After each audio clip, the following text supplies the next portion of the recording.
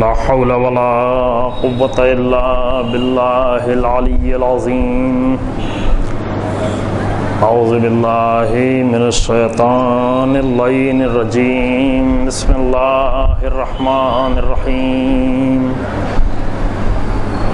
الحمد لله رب العالمين، والصلاة والسلام على سيد الأنبياء والمرسلين، خاتم النبيين بالقاسم محمد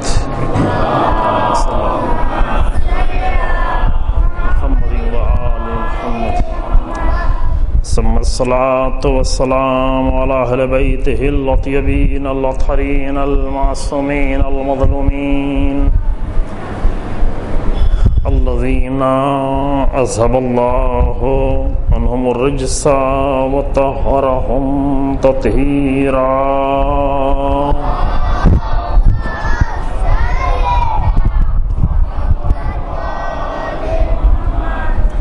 ولعنة الدائمة الباقية على أعدائهم أجمعين. أما بعد، فقد قال الله تبارك وتعالى في كتابه الكريم. بسم الله الرحمن الرحيم.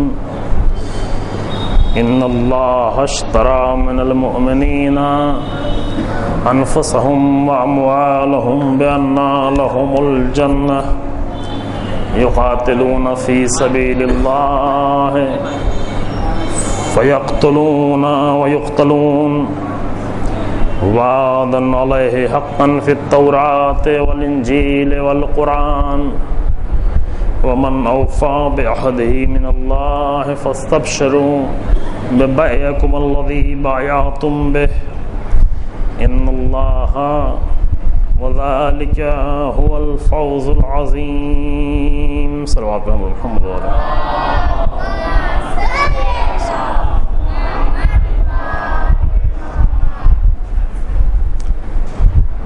قرآن مجید کی جو آیہ کریمہ آپ کی خدمت میں تلاوت کی، سورہ توبہ کی 111 نمبر کی آیت ہے،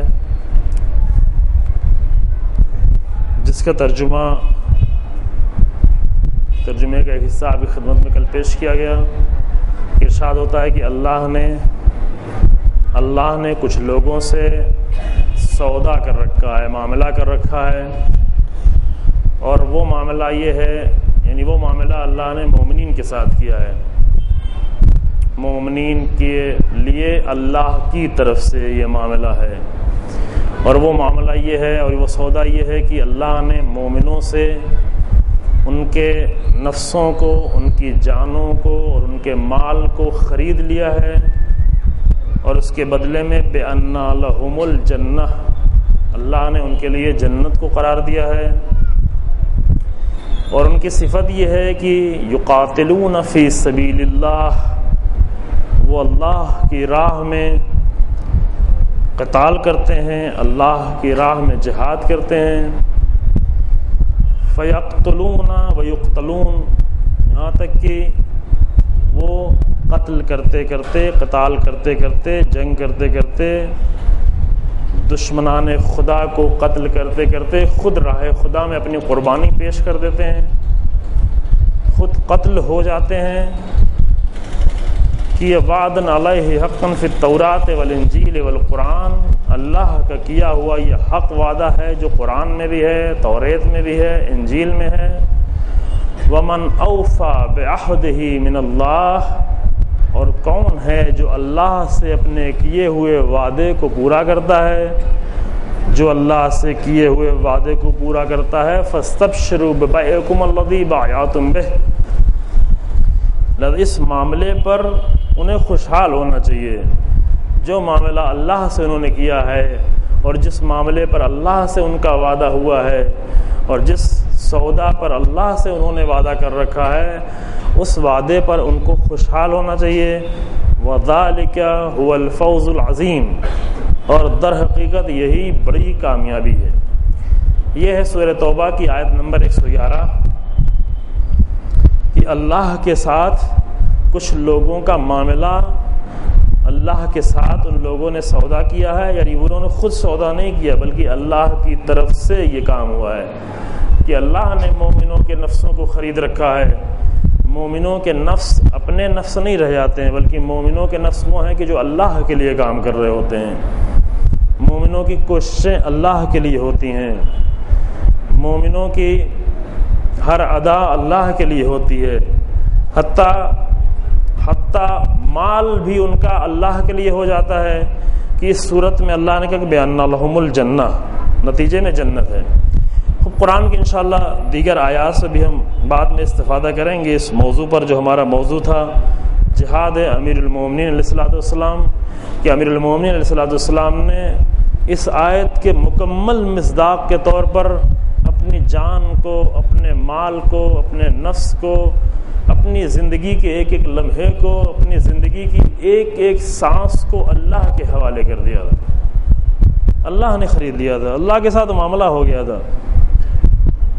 یہ نہیں کہ فقط ایک شب تھی جس شب میں امیر المومنین نے اپنے نفس کو اللہ کے حوالے بھیج دیا تھا، وہ شب ایک بہت بڑا مصداق ہے۔ وَمِنَ النَّاسِ مَن يَشْرِي نَفْسَهُ ابْتِغَاءَ مَرْضَاتِ اللَّهِ وَاللَّهُ رَءُوفٌ بِالْعِبَادِ۔ یہ معاملہ بہت ہی بلند معاملہ ہے، یہ معاملہ بہت ہی عظیم معاملہ ہے، چونکہ اس شب میں بالکل سامنے نمونہ موجود ہے کہ امیر المومنین نے فقط اتنا سوال کیا کہ یا رسول اللہ، کیا میرے سو رہنے سے آپ کی جان بچ جائے گی؟ رسول اللہ کی جان بچ جائے گی یعنی کیا؟ رسول اللہ کی جان بچ جائے گی یعنی دین بچ جائے گا، یعنی ایمان بچ جائے گا، یعنی اسلام بچ جائے گا، یعنی قرآن بچ جائے گا، یعنی 1,24,000 انبیاء بچ جائیں گے، 1,24,000 انبیاء کا نام بچ جائے گا، ان کی تبلیغات بچ جائیں گی، یہ سب کچھ بچنا ہے؟ جواب میں صرف اتنا کہا کہ ہاں یا علی یہ ہوگا۔ امیر المومنین بستر پہ سو گئے۔ تو ایسا نہیں کہ فقط ایک شب میں امیر المومنین نے اپنے نفس کا معاملہ کیا تھا، ایک شب کی بات نہیں ہے، یہ ایک شب نمونہ ہے، یہ ایک شب بہترین معاملے کا نمونہ ہے۔ ورنہ امیر المومنین کی زندگی وہ ہے کہ جس میں انہوں نے 10 سال ہی کے سن میں، ابھی ہمارے سامنے یہاں پر چھوٹے چھوٹے بچے بیٹھے، اس میں بہت سارے بچوں کی عمر شاید 10 سال سے زیادہ ہو، اور آپ ان چھوٹے بچوں کو دیکھیں گے تو آپ کو تعجب ہوگا کہ ایک ایسا انسان، ایک 10 سال کا بچہ اٹھ کر کھڑے ہو کر پورے ارادے کے ساتھ، یہ نہیں کہ رسول اللہ نے بچپن سے ہم کو پالا ہے، رسول اللہ کی کوئی مدد کرنے والا نہیں ہے تو میں ہی مدد کر دوں، ایسا معاملہ نہیں ہے عزیزو۔ کیونکہ اگر یہ بچپن کا وعدہ ہوتا، اگر ایک بچپن کا معاملہ ہوتا، اگر خدا نخواستہ ایک ایموشنل وعدہ ہوتا تو زندگی میں جگہ جگہ دکھائی پڑ رہا ہوتا کہ جب زندگیوں کی سختیاں آتی ہیں تو کبھی انسان پیچھے ہٹ جائے، کبھی پیچھے کمی آ جائے، لیکن ایک پورے مضبوط ارادے کے ساتھ، ایک الہی ارادے کے ساتھ 10 سال کی عمر میں امیر المومنین علیہ الصلوۃ والسلام نے آ کر وعدہ کیا تھا، یا رسول اللہ ہم آپ کی مدد، آپ کی حمایت، آپ کی نصرت کے لیے تیار ہیں۔ ایک بار نہیں، 2 بار نہیں، 3 بار، بار بار یہ وعدہ کیا تھا۔ اور اس وعدے کے بعد پھر اس کے بعد جو میں نے کل آپ کے سامنے عرض کیا کہ اس وعدے کے بعد 53 سال کی امیر المومنین علیہ الصلوۃ والسلام کی زندگی ہے۔ اس 53 سال کے کسی بھی لمحے کو اٹھا کر دیکھیں، ایک ایک لمحے کو اٹھا کر دیکھیں، زندگی کی ایک ایک سانس کو آ کر امیر المومنین کی دیکھیں۔ امیر المومنین نے اپنی پوری زندگی میں اپنے نفس کو اللہ کے حوالے بیچ دیا ہے۔ بس ایک شب جو شب ہجرت ہے وہ ایک بڑا سا نمونہ ہے جو اللہ نے پیش کیا ہے، ورنہ امیر المومنین کی پوری زندگی اور پورے نفس کے لمحے لمحے، پوری زندگی کے لمحے لمحے اللہ کے ہاتھوں بکے ہوئے ہیں، اللہ کی بارگاہ میں۔ واپس کیا ملنا ہے؟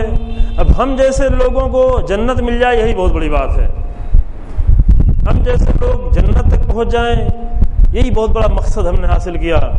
لیکن معاملہ ہر ایک کا فقط جنت تک نہیں ہوتا ہے، یہ نفسوں کی کمترین قیمت ہے۔ تو فرمائیں مومنین کے نفس کی کمترین قیمت یہ ہے کہ انہیں جنت دے دی جائے، لیکن مومنین کے نفس کی بڑی قیمتیں کیا ہے؟ بڑی قیمتیں ہیں لقاء پروردگار، اللہ سے ملاقات، اللہ کی رضا، اللہ کی مرضی، اللہ کو پا لینا، اس کے نمونے قرآن میں اور بھی موجود ہیں۔ ایک خاتون، اللہ اکبر، ایک ایسی خاتون کو قرآن نے نمونہ بنا کے پیش کیا ہے۔ کل میں نے آپ کے سامنے انداز کی گفتگو کی نا، انداز زندگی۔ آپ کہتے ہیں کہ نہیں معلوم ملک ایسا ہے، ماحول ایسا ہے، بہت سارے بہانہ آتا ہے ہمارے سامنے نا کہ بہانے ایسے ہیں، آخر کالج میں کیا کیا جائے، آخر یونیورسٹی میں کیا کیا جائے، آخر یونیورسٹی کا ماحول کچھ اور ہوتا ہے، آخر کالج کا ماحول کچھ اور ہوتا ہے، ہمارے شہر کا ماحول ایسا ہے، گھر میں یہ ہے، باہر یہ ہے۔ قرآن نے ایک خاتون کو نمونہ بنا کے پیش کیا، وہ خاتون جو اپنے شوہر کے انڈر میں زندگی گزار رہی ہو۔ اس زمانے میں 4,000 سال پہلے ایک خاتون فرعون جیسے انسان کے گھر میں زندگی گزار رہی، تو اس کا اختیار کتنا ہوگا؟ سوال۔ ہم کہتے ہیں نا کہ ابھی ماحول ایسا ہے، یہ مشکل ہے، یہ رکاوٹ ہے، یہ بہانہ ہے، ایسا ہے، ماحول ایسا ہے۔ آپ دیکھیں کہ فرعون کے گھر کا ماحول کیا ہے۔ فرض کریں یہاں پہ، سپوز فرض تو کر سکتا ہے انسان، سوچ تو سکتا ہے۔ ایک تو 4,000 سال پہلے کی بات ہے، اس زمانے میں عورتوں کی حیثیت کیا تھی، پھر وہ بھی فرعون کے گھر کی عورت، وہ بھی فرعون جو سب کے سامنے کہتا انا ربکم الاعلیٰ، ایک ایسے گھر کی خاتون، اس کے زندگی کو اور اس کی زندگی کے انداز کو قرآن نے آ کر نمونہ بنا دیا۔ عجیب نمونہ ہے۔ کیا نمونہ بنایا قرآن نے؟ قرآن نے کہا کہ یاد کرو، 2 بیویوں کو ایک ساتھ نمونہ بنایا ہے، اور دیکھیں کہ بیویاں، ان 2 بیویوں کے درمیان میں فرق کیا ہے۔ ایک بیوی جو مریم جیسی بیوی ہے، جو جناب زکریا جیسے نبی کی پرورش میں رہی ہے، جناب زکریا جیسے نبی کی آغوش میں جس کو پرورش ملی ہے، اور جس نے اپنے بچپن ہی سے لے جا کر بیت المقدس میں اللہ کے گھر میں جس کی نشو نما ہوئی ہے، جناب مریم کا۔ اب پتہ نہیں آپ لوگوں نے وہ فلم دیکھی ہے جو جناب مریم پر بنی ہے یا نہیں دیکھی ہے۔ اگر آپ وہ فلم دیکھیں تو آپ کو اندازہ ہوگا کہ جناب مریم اپنی زندگی کے شروع ہی کے حصے میں جا کر اللہ کے گھر میں زندگی گزار رہی ہیں۔ مشکل ہوتی ہے تو اللہ کی طرف سے میوے آتے ہیں، نئے نئے پھل آتے ہیں، ایسے پھل آتے ہیں کہ جناب زکریا بھی دیکھ کے حیرت میں پڑ جاتے ہیں، یہ موسم تو نہیں ہے، ایسا پھل کیسے آیا؟ ان کے پاس اولاد نہیں تھی۔ جناب مریم کی یہ حالت دیکھ کے جناب زکریا کے دل میں شوق پیدا ہوتا ہے، اے کاش کہ ایک بیٹا یا ایک بیٹی مجھے بھی ایسی مل جائے، اور جا کے پروردگار کی بارگاہ میں دعا کرتے ہیں، پروردگار ان کو اولاد نصیب کرتا ہے، عطا کرتا ہے، جناب یحییٰ جیسے اولاد۔ تو جناب مریم جو عمران جیسے اللہ کے مقدس بندے کی بیٹی ہیں، ماں بھی ان کی مقدس ہے، نبی کی خالہ ہے، ان کی ماں خود نبی کے آغوش میں پرورش پائی ہے، ذمہ داری نبی کے ہاتھ میں ہے۔ اس بیوی کو اور فرعون کے گھر میں پلنے والی ایک خاتون کو قرآن نے ایک ساتھ نمونہ بنا کر پیش کیا ہے۔ 2 جگہ دیکھیں، انداز دیکھیں، کس کس گھر میں لوگ پلے ہیں، لیکن قرآن نے دونوں کو ایک ساتھ نمونہ بنا کر پیش کیا۔ کیوں نمونہ بنا کر پیش کیا؟ اس لیے کہ 2 الگ الگ گھر میں لوگ رہ رہے تھے، لیکن دونوں کا انداز ایک جیسا تھا۔ مسئلہ ہے انداز کا۔ اتنا زیادہ پسند آیا اللہ کو یہ ایک خاتون کا انداز جو فرعون کے گھر میں پل رہی ہے، کہ آ کر قرآن نے جناب آسیہ کی دعا کو آ کر نمونے کے طور میں قرآن نے پیش کیا۔ دعا کیا تھی جناب آسیہ کی؟ دعا یہ تھی، میں ڈھونڈ رہا تھا آیت کی، وہ سامنے آ جاتی، آپ کے سامنے پڑھتا۔ دعا جناب آسیہ کی یہ تھی کہ رب ابن لی عندک بیتا فی الجنہ، اے میرے پروردگار، یہ نہیں کہا کہ اے میرے اللہ تو مجھے جنت عطا کر دے، یہ نہیں کہا۔ جو ہماری سب سے بڑی آرزو ہوتی ہے، اور یہ آرزو اگر ہم کر بھی رہے ہیں تو معمولی آرزو نہیں ہے، جنت کی آرزو کرنا معمولی آرزو نہیں ہے، لیکن جناب آسیہ جو فرعون کے گھر میں پل رہی ہیں، انہوں نے یہ دعا نہیں کی کہ اے میرے پروردگار مجھے جنت عطا کر دے، بلکہ جناب آسیہ کی دعا یہ ہے کہ رب ابن لی عندک بیتا فی الجنہ، اے میرے پروردگار میرے لیے تو ایک گھر بنا دے جو تیرے بہت نزدیک ہو، اندکا تیرے نزدیک، فی الجنہ، ہاں بعد میں جنت کی بات ہے، جنت میں چونکہ جنت میں آپ کے سامنے عرض کروں گی، جنت ایک مقام نہیں ہے، جنت کے ایک درجے سے دوسرے کے درجے کے درمیان میں اتنا زیادہ فرق ہوگا کہ نیچے کے درجہ والا دیکھ کر اوپر کے درجے کو دیکھے کہ جیسے میں تو جو ہے گویا جہنم میں زندگی گزار رہا ہوں، یعنی اوپر کا درجہ اتنا بلند ہے۔ پھر جنت کے بہت سارے درجات ہیں۔ جناب مریم یہ نہیں کہ جنت کے کسی درجے میں مجھے جگہ مل جائے، ایک مجھے بھی گھر مل جائے۔ جناب مریم کہہ رہی، جناب آسیہ کہہ رہی، رب ابن اندکا بیتن فی الجنہ، اپنے نزدیک، اندکا اپنے قریب میرے لیے ایک گھر قرار دے۔ یہ کیا ہے؟ یعنی یہ دعا اللہ کو اتنی پسند آ رہی ہے کہ اللہ نے جناب آسیہ کی اس دعا کو اگر قرآن میں لکھ دیا اور اس کو انداز بنا کر پیش کر دیا، الہی خاتون ہونے کا ایک نمونہ بنا کر جناب آسیہ کو اللہ نے پیش کیا، فرعون کے گھر میں رہنے والی، یعنی فرعون کے گھر میں رہنے والی ایک مرد بھی نہیں، جو فرعون کے گھر میں جناب موسیٰ بھی رہتے تھے، وہ بھی ایک اللہ کا بڑا نمونہ ہے۔ بچپن سے لے کر جوانی تک فرعونی کے گھر میں جناب موسیٰ پلے، خوب ان کو اللہ کا نمونہ بننا ہی تھا، بننا ہی چاہیے تھا، لیکن فرعون کے گھر میں آسیہ جیسی خاتون اگر آ کر تمام بشریت کے لیے قیامت تک کے لیے اگر نمونہ بن جائے اور اللہ اسے نمونہ بنا کر پیش کرے، تو پھر اس کے بعد اب کوئی گنجائش نہیں رہتی کہ ہم فلاں گھر میں رہتے ہیں، فلاں لوگوں کے درمیان میں رہتے ہیں، ہمارا باپ ایسا ہے، ہماری ماں ایسی ہے، ہمارا ماحول ایسا ہے، ہمارے آس پاس کے لوگ ایسے ہیں، ہمارا کالج ایسا ہے، ہماری یونیورسٹی ایسی ہے۔ کوئی بہانہ پھر باقی نہیں رہ جاتا۔ کام کیا ہے؟ کام فقط ایک ہے، انداز کو انداز سے ملا دینا اللہ کے لیے۔ جناب آسیہ کا ہنر یہ تھا کہ انہوں نے جنت کے لیے بھی نہیں کچھ کر رہی ہیں، بلکہ کیا کریں؟ اللہ کے لیے، اللہ کے نزدیک جانے کے لیے، اللہ سے ملاقات ہونے کے لیے، اللہ سے تھوڑی دیر کے لیے اپنے آپ کو جدا نہیں کرنا چاہ رہی ہیں۔ یہ ایک الہی نمونہ قرآن کا۔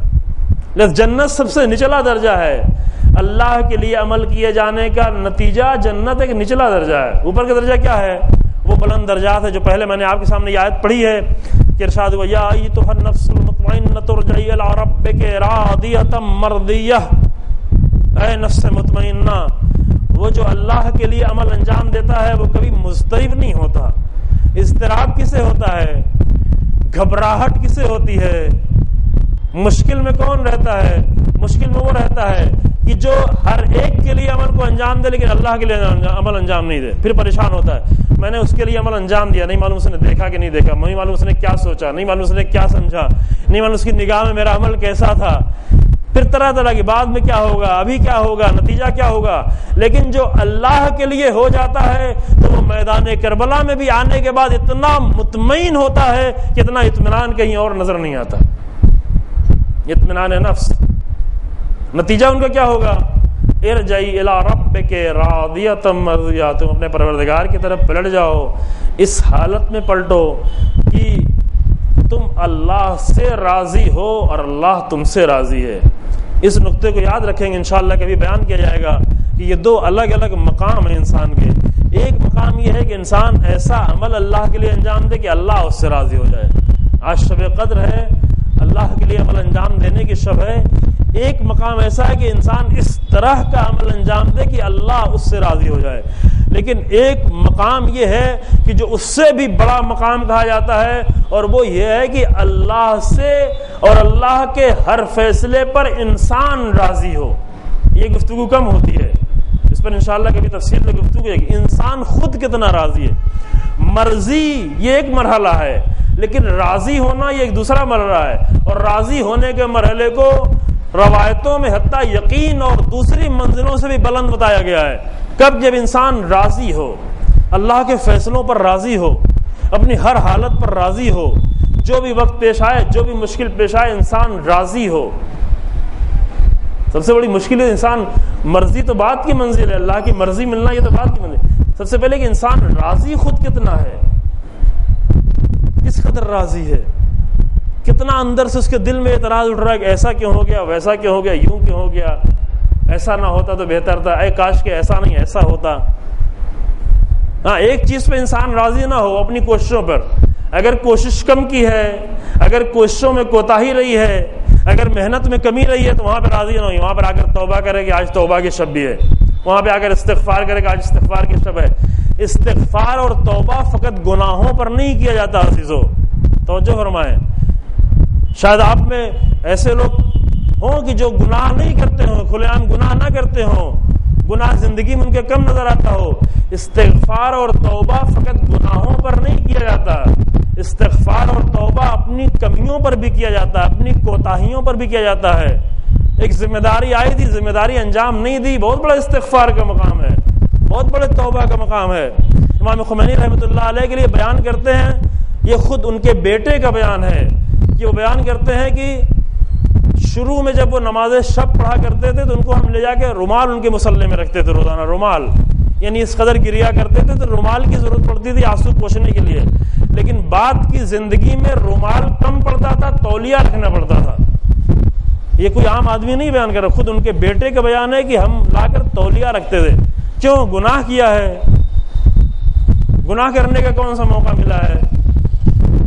نہیں، گناہ نہیں ہوتا، یہ گناہوں کا استغفار نہیں ہوتا، یہ گناہوں پر توبہ نہیں ہوتی، بلکہ یہ استغفار یہ ہوتا جس انسان نے اتنا بڑا کارنامہ انجام دیا لیکن پھر بھی اللہ کی بارگاہ میں آ کے اے میرے پروردگار تیرا حق ادا نہیں ہوا، اے پروردگار کوتاہیاں ہوئی ہیں، اے پروردگار کمیاں ہوئی ہیں، اے پروردگار ہماری زندگی سے جتنا تیرا حق ادا ہونا چاہیے تھا وہ حق ادا نہیں ہوا۔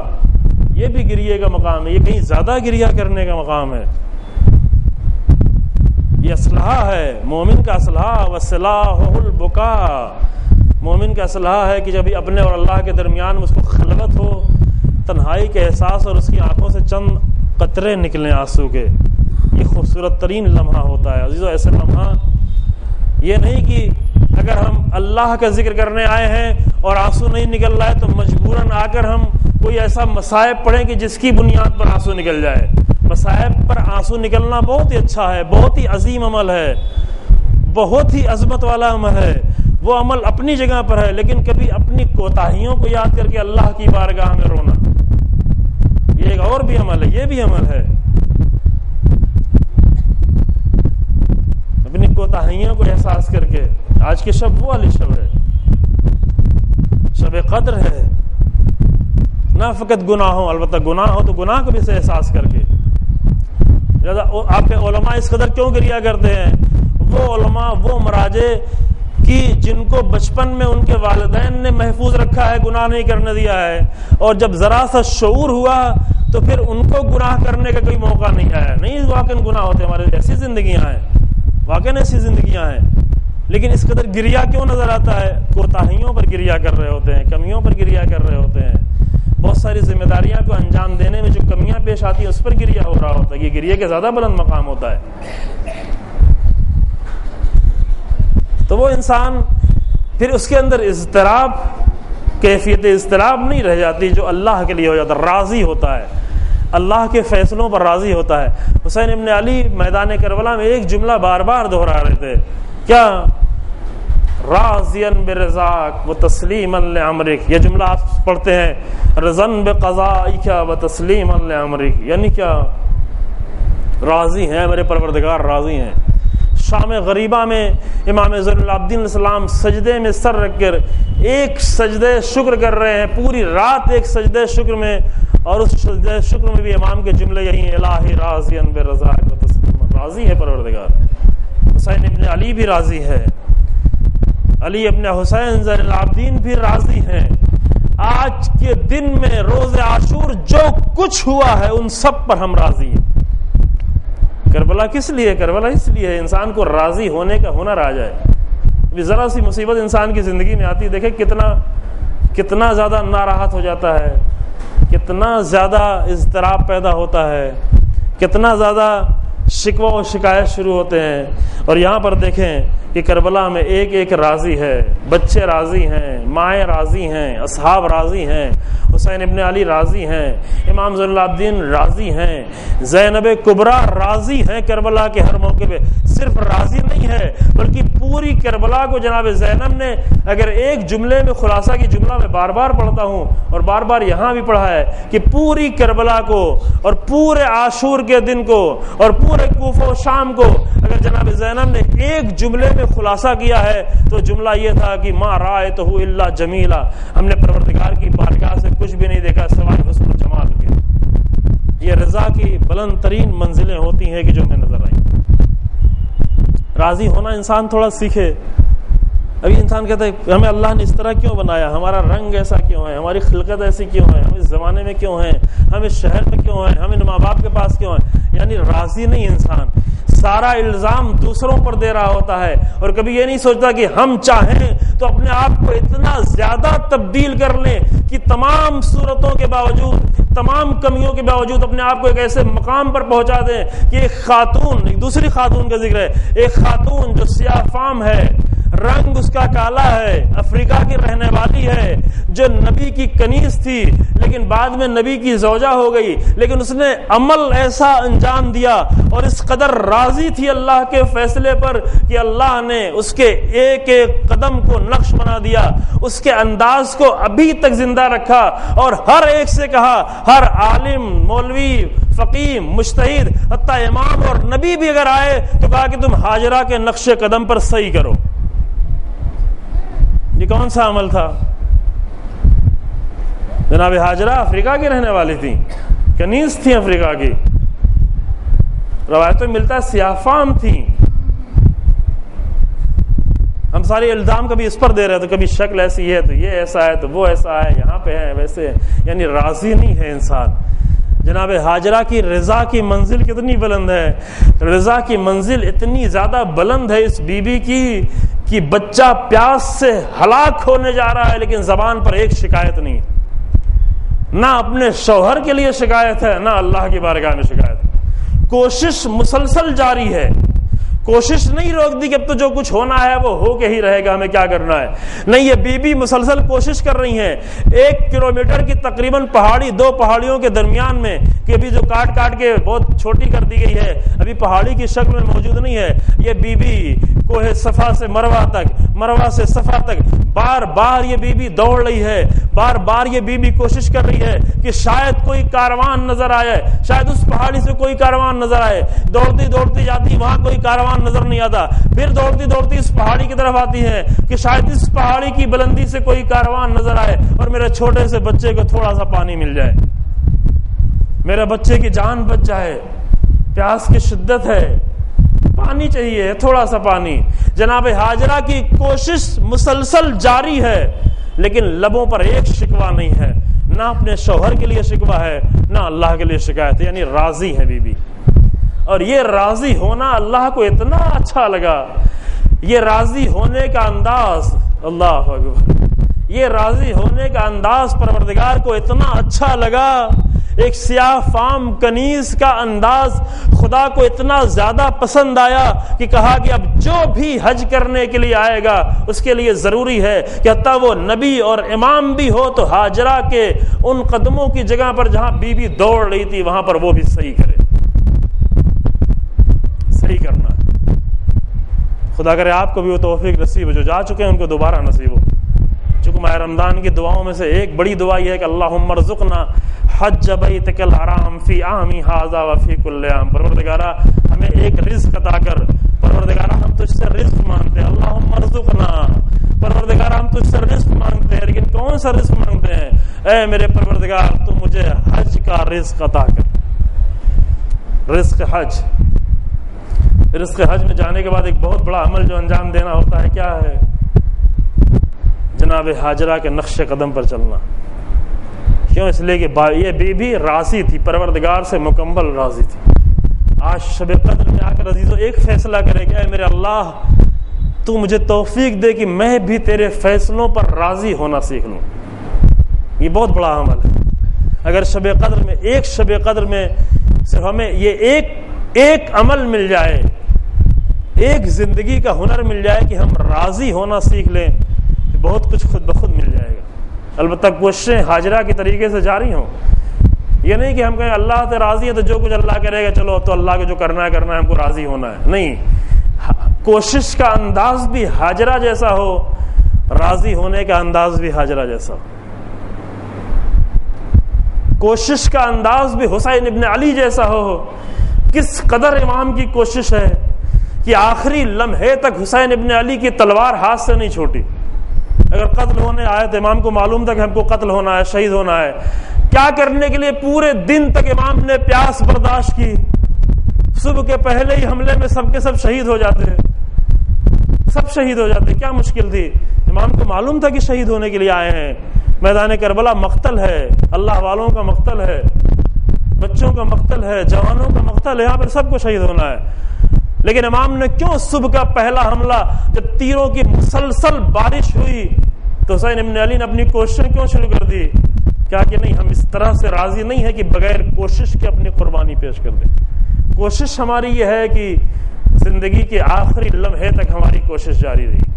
جب حسین ابن علی کی تلوار آخری لمحے تک نیام میں نہیں گئی, کہیں بھی نیام میں نہیں گئی.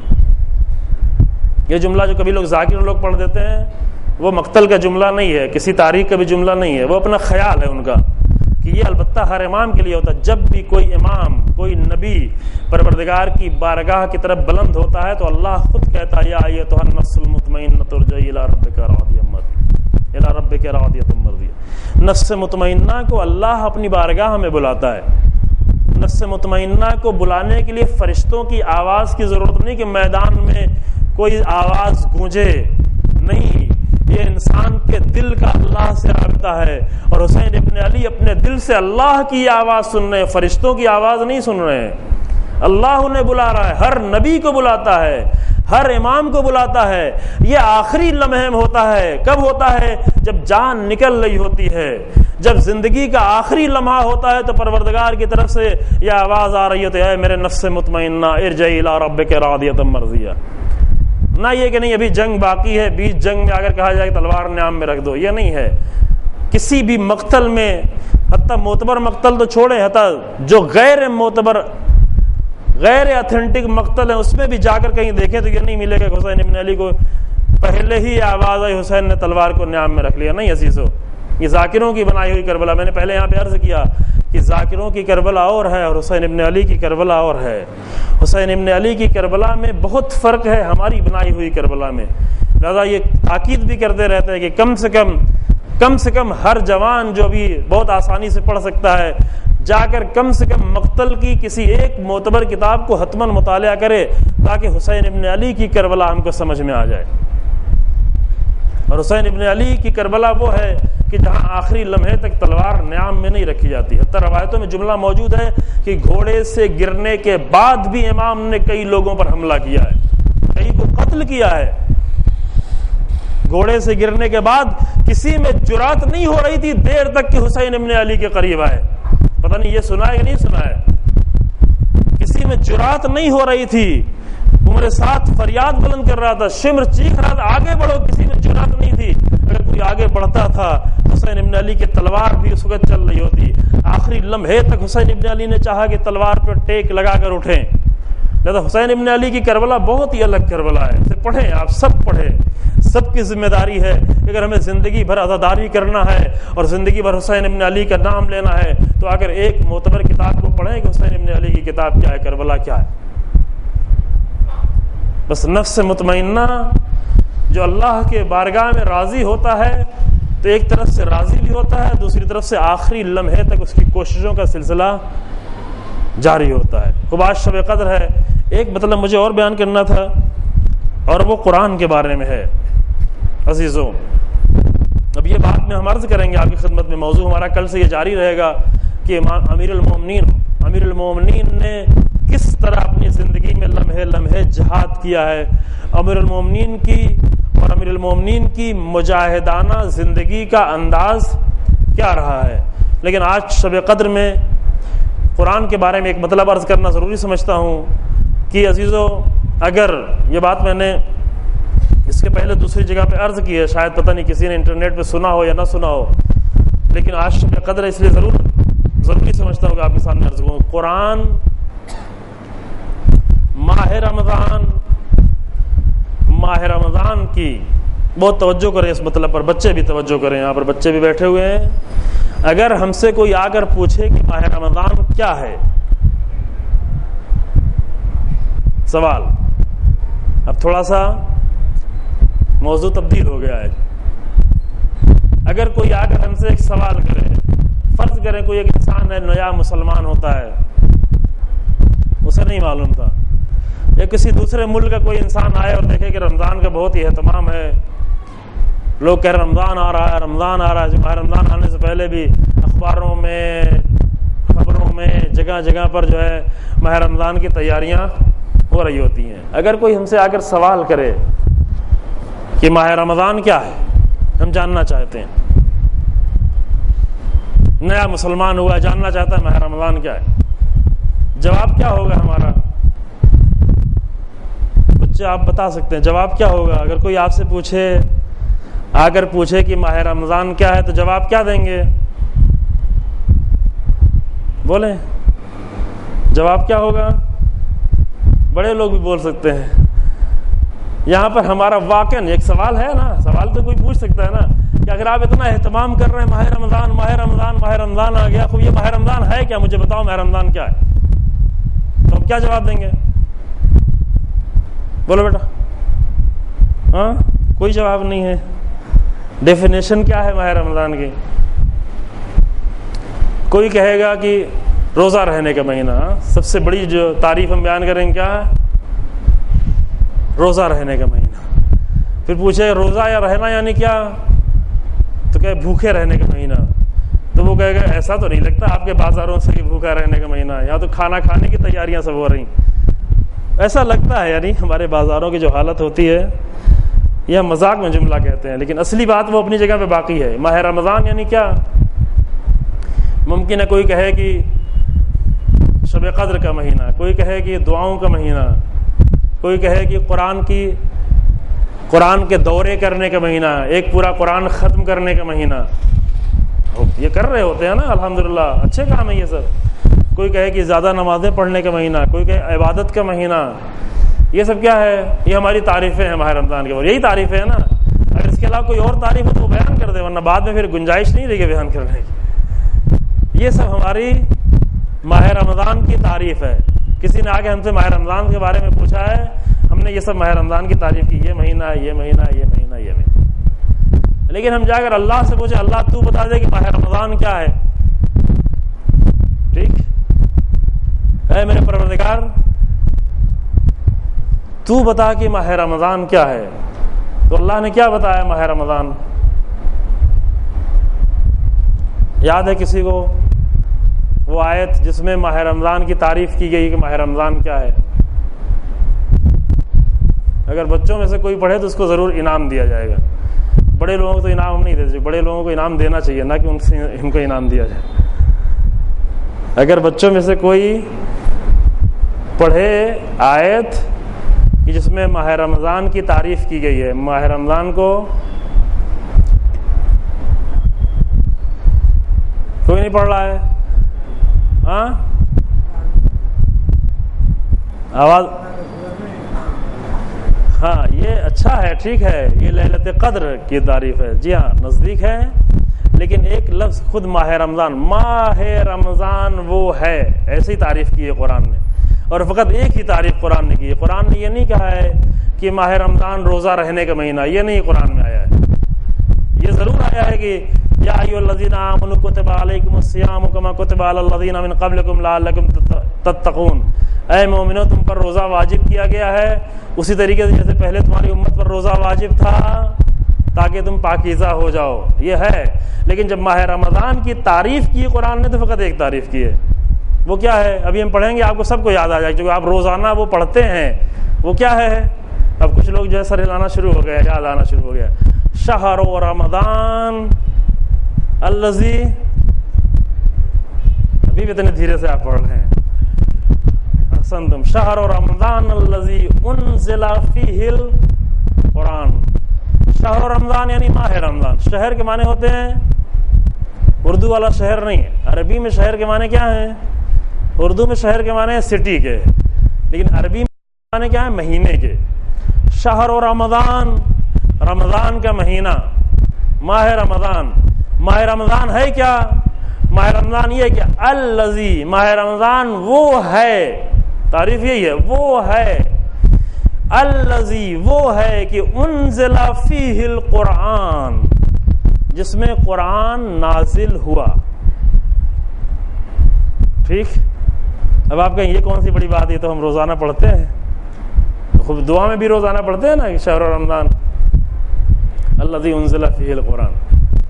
قرآن میں ماہ رمضان کی فقط یہی ایک تعریف ہے. ٹھیک ہے, روزہ بھی ماہ رمضان میں واجب ہے, روزہ ماہ رمضان کا ادب ہے, لیکن ایک انسان اگر روزہ نہ رکھ سکتا ہو, ایک انسان مریض ہو, ایک انسان مسافر ہو, ایک انسان بہت زیادہ بوڑھا ہو گیا اور روزہ نہیں رکھتا ہو, تو کیا وہ ماہ رمضان سے محروم ہو گیا؟ ماہ رمضان سے اسے کچھ نہیں ملنے والا ہے. کیا نہیں؟ ماہ رمضان کی تعریف یہ نہیں ہے کہ ماہ رمضان روزہ رکھنے کا مہینہ ہے. یہ ہم نے تعریف نہیں کی تھی کہ پھر جو روزہ نہ رکھ پائے وہ ماہ رمضان سے بالکل محروم. ہاں, ماہ رمضان کا ایک ادب یہ ہے کہ ماہ رمضان میں روزہ رکھنا واجب ہے, لیکن ماہ رمضان کی تعریف کیا ہے قرآن کی نگاہ میں؟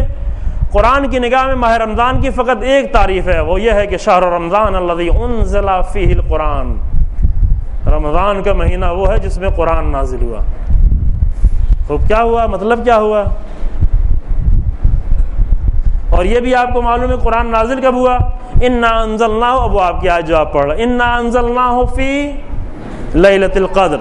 یا دوسری جگہ فرمایا قرآن انا انزلناہ فی لیلۃ المبارکہ, مبارک رات میں, بڑی رات میں ہم نے قرآن کو نازل کیا. اور وہ رات کیا ہے؟ آج کی رات. زیادہ روایتیں آج کی رات کے لیے ہیں.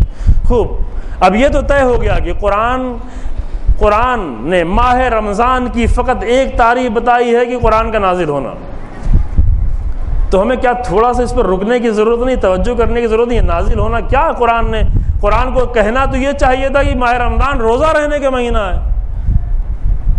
چونکہ ہم 16 گھنٹے تک روزہ رکھتے ہیں, یہ قرآن کے نازل ہونے کے مہینہ قرآن کہہ رہا ہے. وہ تو قرآن تو ہم 1 گھنٹہ بھی مشکل سے پڑھتے ہیں, وہ بھی سب نہیں پڑھتے, آدھا گھنٹہ پڑھتے ہیں قرآن.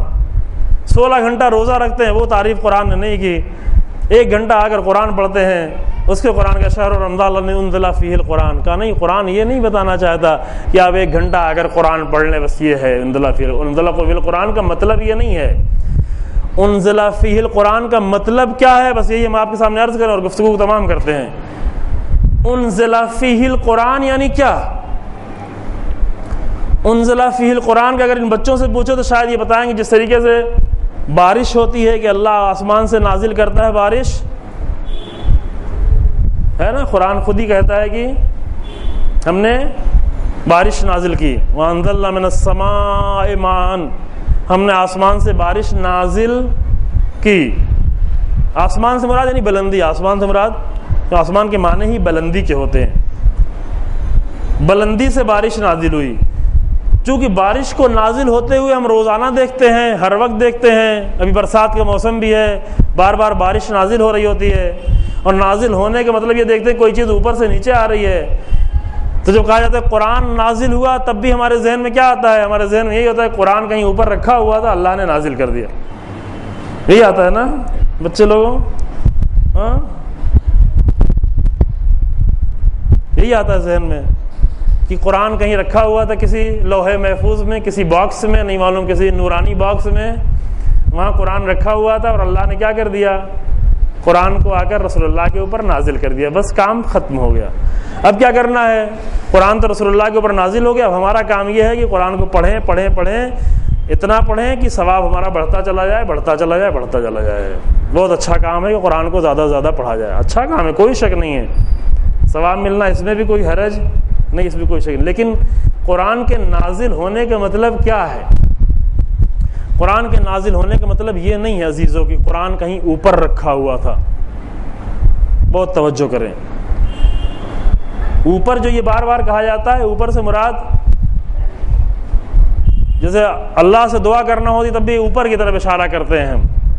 یہ سمجھتے ہیں اللہ کہیں معاذ اللہ اللہ اوپر ہے. اللہ اوپر نہیں ہے,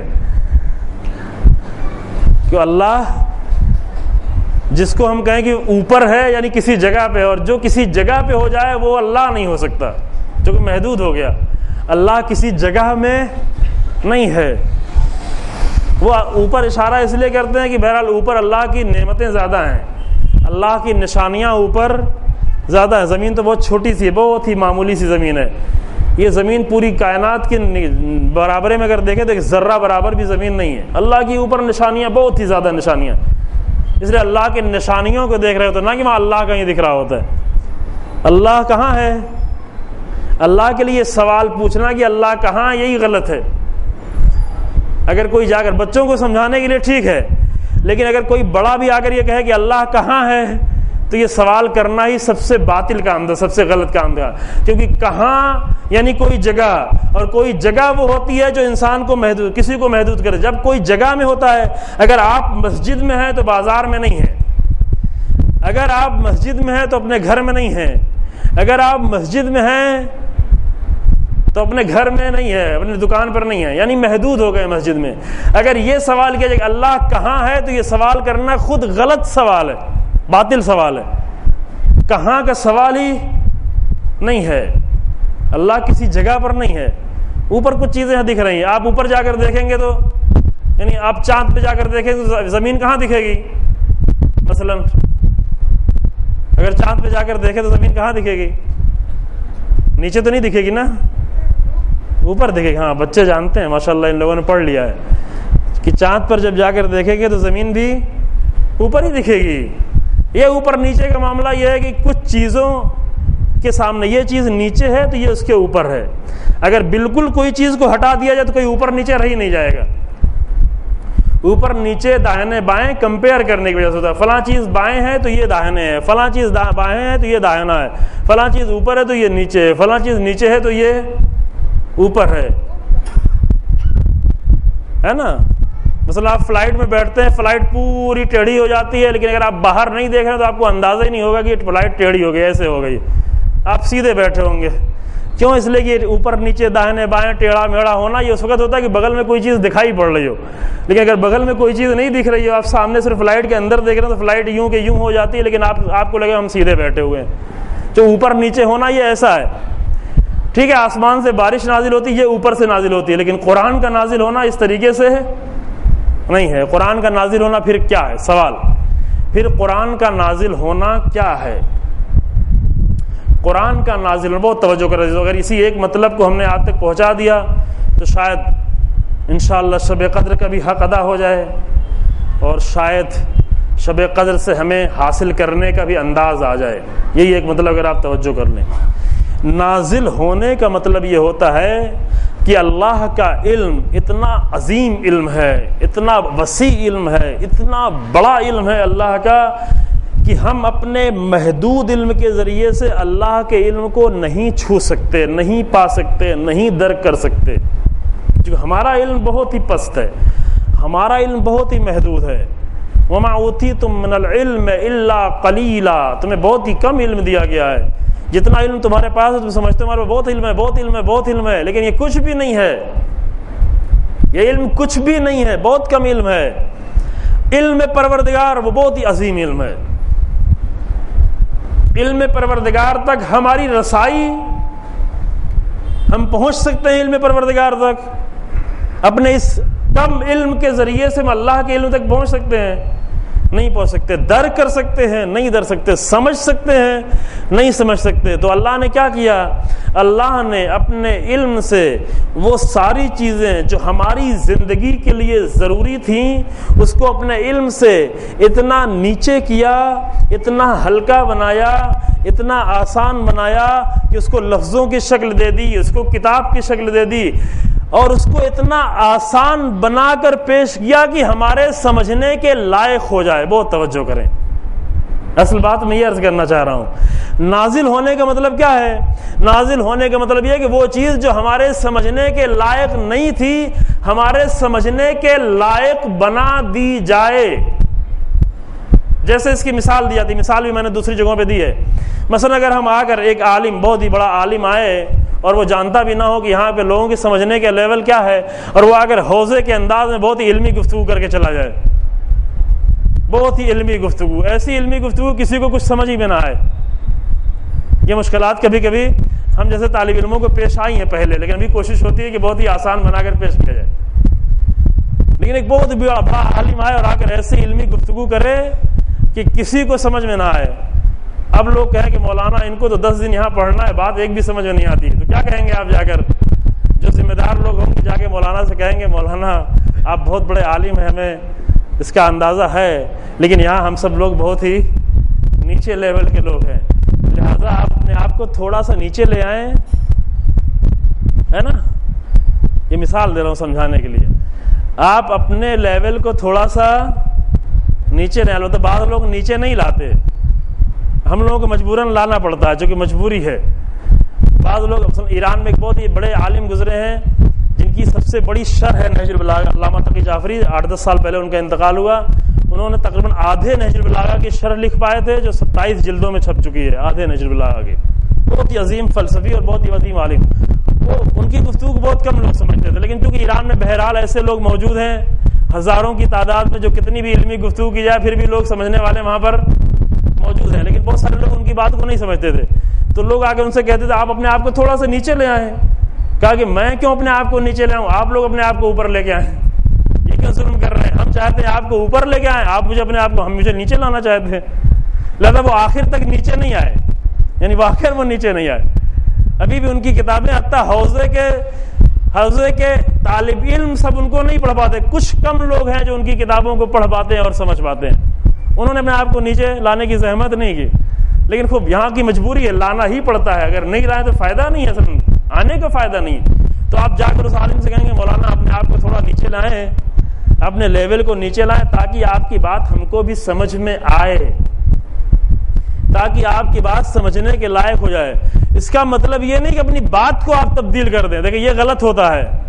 کبھی کبھی لوگ کیا کرتے ہیں، کہتے ہیں یہ مجمع تو زیادہ سمجھتا نہیں، تو بات ہی کو تبدیل کر دیا جائے۔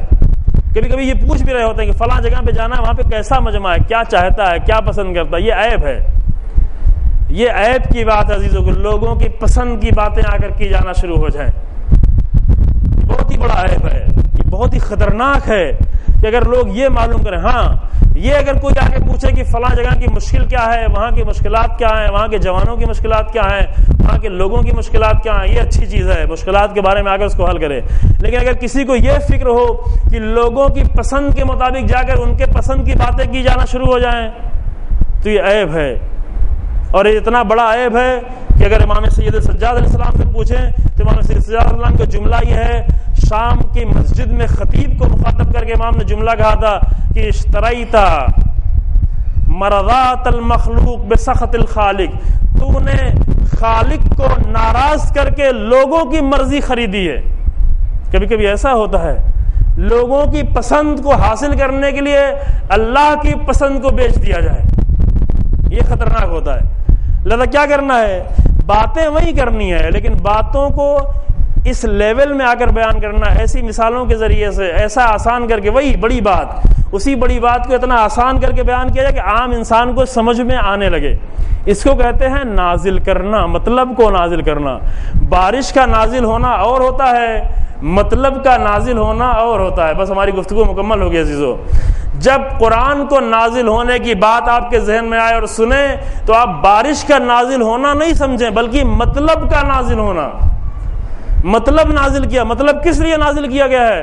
مطلب اس لیے نازل کیا گیا تاکہ ہمارے سمجھنے کے لائق ہو جائے۔ اللہ اکبر، بس آخری جملہ یہ ہو گیا، سمجھ لیجیے۔ مطلب کا نازل کرنا یعنی ہمارے سمجھنے کے لائق بنانا۔ تو اللہ نے تو قرآن کو ہمارے سمجھنے کے لائق بنا دیا، ہر انسان کے سمجھنے کے لائق۔ اصل قرآن کا یہ ہنر یہ ہے کہ آپ بڑے بڑے فلسفیوں کی کتاب اٹھا کر دیکھیں تو فلسفی کتاب کو پڑھ سکتا ہے، عام آدمی اس میں کچھ بھی نہیں سمجھے گا، بالکل نہیں سمجھے گا، لیکن قرآن کو اگر کوئی پڑھے تو ہر جاہل سے جاہل انسان بھی ہر آیت سے کچھ مطلب سمجھ لے گا، کچھ نور اسے مل جائے گا، اگرچہ اس کے اندر گہرائیاں بھی ہیں، اس کے باطن بھی ہیں، لیکن ایک انسان جس نے کچھ بھی نہیں پڑھا ہوا ہے وہ بھی جب قرآن کی آیت کو آگے پڑھے گا اس کو کچھ نہ کچھ سمجھ میں آ جائے گا۔ یہ ہنر ہے۔ حتیٰ نہج البلاغہ کو آپ جا کے پڑھیں، نہج البلاغہ بہت سارے لوگوں کو اس کے بہت سارے خطبے سمجھ میں نہیں آئیں گے، لیکن قرآن کا ہنر یہ ہے کہ قرآن کو جو بھی پڑھے گا اگر قرآن کا ایک ظاہری مطلب اس کو سمجھ میں آ جائے گا، اس پہ غور کرے گا اور گہرائی میں جائے گا اور مطلب سمجھ میں آئے گا، اور غور کرے گا تو اور گہرائی میں جائے گا۔ یہ قرآن کا معجزہ ہے۔ کبھی بعض لوگ کہتے ہیں کہ نہج البلاغہ تو ہم کو بہت اچھی لگتی ہے چونکہ بہت اس میں فلسفی باتیں ہیں، لیکن قرآن سمجھ میں نہیں، بہت سادہ باتیں ہیں۔ نہیں، قرآن زیادہ سمجھیں، جو اس لیے کہ قرآن ہر ایک کے سمجھنے کے لائق بنا دیا گیا ہے. یہ کمال ہے قرآن کا. تو اب کیا کرنا ہے؟ ماہ رمضان یعنی کیا؟ ماہ رمضان یعنی قرآن کے نازل ہونے کا مہینہ. قرآن کا نازل ہونا یعنی کیا؟ یعنی قرآن کو سمجھنے کے لائق بنا دینا. پس ماہ رمضان یعنی کیا؟ یعنی ماہ رمضان یعنی قرآن کے سمجھنے کا مہینہ. بس ہماری گفتگو یہی تھی عزیزو. ماہ رمضان یعنی قرآن کے سمجھنے کا مہینہ. پورے ماہ رمضان میں 30 دن روزے رکھے، 30 پارے پڑھے، 10 مرتبہ قرآن کو پڑھا، لیکن اگر قرآن کی آیتوں کو، ایک آیت کو بھی نہیں سمجھا، 10 آیت کو بھی نہیں سمجھا، تو ماہ رمضان کو ضائع کر دیا، ختم. ماہ رمضان گیا. کیوں؟ اس لیے کہ ماہ رمضان روزہ رہنے کا مہینہ نہیں تھا. قرآن نے یہ نہیں کہا روزہ رہنے کا مہینہ ہے، بلکہ قرآن نے کہا کہ ماہ رمضان الذی انزل فیہ القرآن، قرآن کے نازل ہونے کا مہینہ، یعنی قرآن کے سمجھنے کے لائق بننے کا مہینہ ہے. اگر یہ سمجھنے کے لائق بن جائے اور کسی کو بھی قرآن سمجھ میں نہ آئے تو ماہ رمضان ہمارے ہاتھ سے چلا گیا، بیکار گیا، ضائع کر دیا. ہوا یا نہیں ہوا؟ بات پوری پتہ نہیں پہنچا پایا کہ میں نہیں پہنچایا، وقت تمام ہو گیا ہے. یہ بات بہت اہم تھی. بس کیا کرنا ہے؟ ٹھیک ہے، قرآن کی تلاوت کریں، اچھا ہے، قرآن کے دوروں میں جائیں، اچھا ہے، قرآن سے مانوس و زیادہ پڑھیں، اچھا ہے، لیکن ان سب کے ساتھ ساتھ ایک کام کیا کرنا ہے کہ قرآن کو تو ہمارے سمجھنے کے لائق بنا دیا گیا، اب ہم قرآن کو کتنا سمجھے، یہ جا کے آخر میں طے کرنا پڑے گا.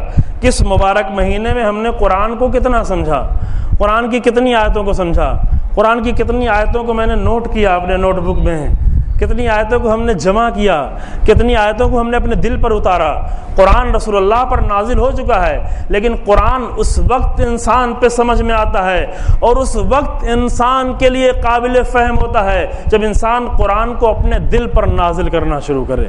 اور شب قدر وہ ہے کہ جس میں قرآن نازل کیا جائے انسان کو. اللہ نے تو نازل کیا ہے، اللہ کی طرف سے نازل ہو گیا قرآن، لیکن ابھی ہم نے بہت سارے رکاوٹیں ڈال رکھی ہیں.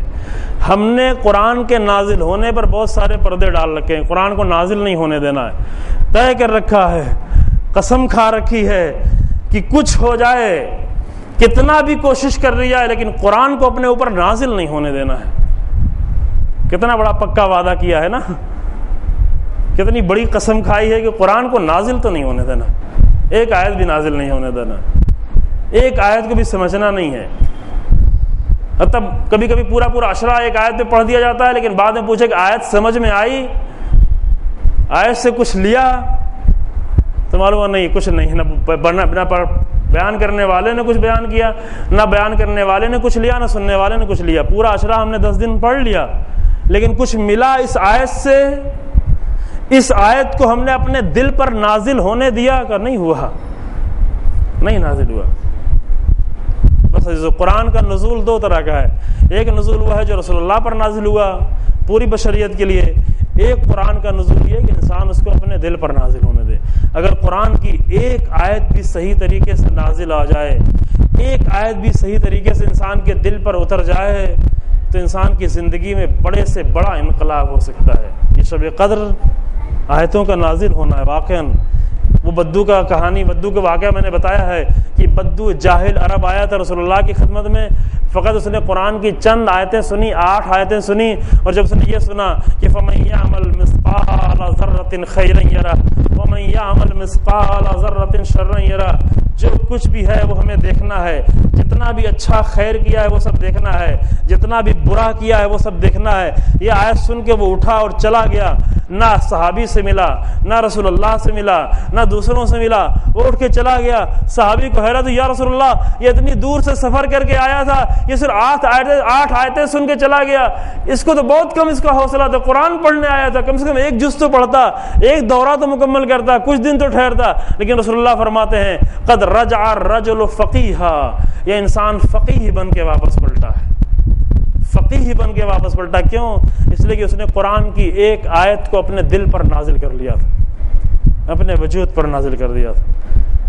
یہ سمجھ کے چلا گیا تھا جو کچھ ہمیں اس کے بعد کرنا ہے سب دیکھا جائے گا اور سب دکھایا جائے گا. اگر ایک آیت قرآن کی کوئی سمجھ کے چلا جائے تو اس کی زندگی میں اتنا بڑا انقلاب آ جاتا ہے۔ بس عزیزو، دعا یہ ہے پروردگار سے ہم سب کے لیے، اپنے لیے، آپ کے لیے، بچوں کے لیے، جوانوں کے لیے، کہ میرے پروردگار اس ماہ رمضان کو اور اس شب قدر کو اس لائق ہمارے لیے قرار دے کہ قرآن کی کچھ آیتیں ہمارے اوپر بھی نازل ہو سکیں، قرآن کی نورانیت سے ہم اپنے آپ کو منور کر سکیں، قرآن کے علم سے اپنی زندگی کو ہم منور کر سکیں۔ پروردگارہ، آج کی اس عظیم شب کو ہمارے لیے مبارک قرار دے، آج کی اس عظیم شب میں ہمارے تمام گناہوں کو معاف کر دے۔ اے میرے پروردگار، تجھ سے قریب ہونے کی شب ہے، ہم زندگی بھر تجھ سے فرار کرتے رہے ہیں، تجھ سے بھاگتے رہے ہیں، تو مجھے بلاتا رہا۔ دعاؤں میں کیا جملہ ہے، دعائیں اٹھا کے پڑھیں، دعائے ابو حمزہ سمالی، دعائے ستا، دعا میں جملہ کیا ہے؟ پروردگارہ، تو مجھ سے محبت کرتا رہا، میں تجھ سے فرار کرتا رہا، تو مجھے بلاتا رہا، میں تجھ سے بھاگتا رہا۔ لیکن اے میرے پروردگار، اگر تو نے آج مجھے یہ توفیق عطا ہی کی ہے کہ آج کی شب میں تیری بارگاہ میں حاضر ہوں اور آج کی پوری شب تیری بارگاہ میں آ کر گزاریں، تو اے میرے پروردگار تو مجھے یہ بھی توفیق عطا فرما کہ اس شب کی برکتیں مجھے حاصل ہو سکیں، اس شب کی عظمتیں ہمیں حاصل ہو سکیں، اس شب کی نورانیت سے ہم اپنے آپ کو منور کر سکیں۔ پروردگار عالم اسلام میں جہاں جہاں مشکلات کو حل فرما۔ کل روز قدس ہے عزیزو، کل عظیم دن ہے، کل کا دن ہمیں یہ بتائے گا کہ ہم نے شب قدر میں کچھ سیکھا ہے نہیں سیکھا ہے، کل کا دن ہمیں یہ بتائے گا کہ قرآن ہم پر کچھ نازل ہوا ہے نہیں نازل ہوا ہے۔ صرف قرآن نازل ہی ہوا ہے اس لیے تاکہ ہر طرح کے ظلم کا خاتمہ کر دیا جائے، چاہے اپنے اندر کے موجود ظلم، چاہے معاشرے کے موجود ظلم، چاہے بڑے بڑے ظالم۔ امیر المومنین السلام کا جملہ آپ نے سنا ہوگا کل کی شہادت میں، یکون للظالم خصما وللمظلوم عونا۔ اے میرے بچوں، ظالموں کے ہمیشہ دشمن بن کے رہنا، مظلوموں کے ہمیشہ مددگار بن کے رہنا۔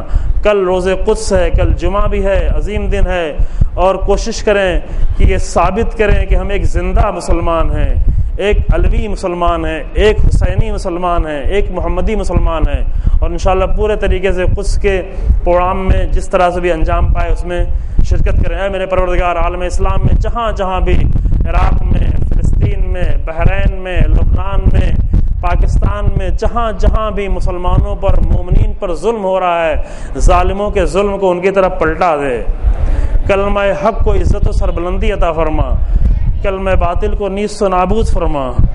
علماء حق اور مراجع کرام جن کے احسانات ہیں ہماری زندگیوں پر، دین سمجھنے میں، قرآن سمجھنے میں، ان کے سائے کو ہمارے سروں پر باقی رکھ۔ رہبر انقلاب کو عزت و طول عمر عطا فرما، امام زمانہ کے ظہور میں تعجیل فرما، اور ہمیں امام کے اعوان و انصار میں شمار فرما۔ ربنا تقبل منا انک انت السمیع العلیم بحق محمد